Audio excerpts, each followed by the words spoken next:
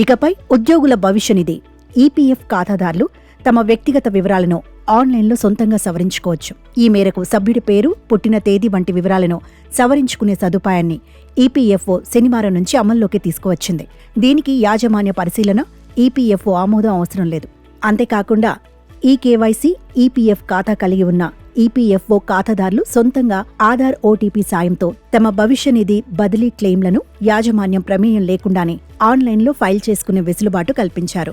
కేంద్ర కార్మిక, ఉపాధి శాఖ మంత్రి మన్సుఖ్ మాండవీయ ఈ 2 సౌకర్యాలను శనివారం ప్రారంభించారు.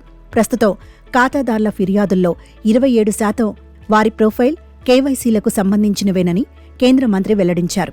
అందుకే ఈ నిర్ణయం తీసుకున్నామని, తాజా సదుపాయాలతో ఆ సమస్య సమసిపోతుందని ఆయన తెలిపారు. ఇకపై ఖాతాదారుల నుంచి ఇలాంటి ఫిర్యాదులు అధిక సంఖ్యలో ఎదుర్కొంటున్న పెద్ద సంస్థలకు ఇది ప్రయోజనం చేకూరుస్తుందని వెల్లడించారు.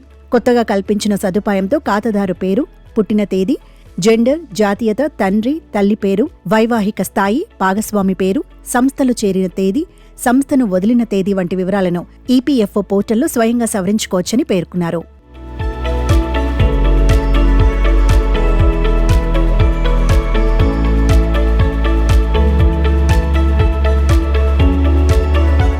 అయితే ఈ ఏర్పాటు ద్వారా జాయింట్ డిక్లరేషన్ పద్ధతిని సరళీకరించినట్టు కేంద్ర మంత్రి వెల్లడించారు. ఈ సదుపాయం 2017 అక్టోబర్ 1 తర్వాత యూనివర్సల్ ఖాతా నెంబర్ యూఏఎన్ పొందిన ఖాతాదారులకే వర్తిస్తుందని స్పష్టం చేశారు. ఆ తేదీ తర్వాత యూఏఎన్కు ఆధార్ అనుసంధానం తప్పనిసరి చేయటంతో వారికి మాత్రమే ఈ సదుపాయం వర్తిస్తుందని తెలిపారు.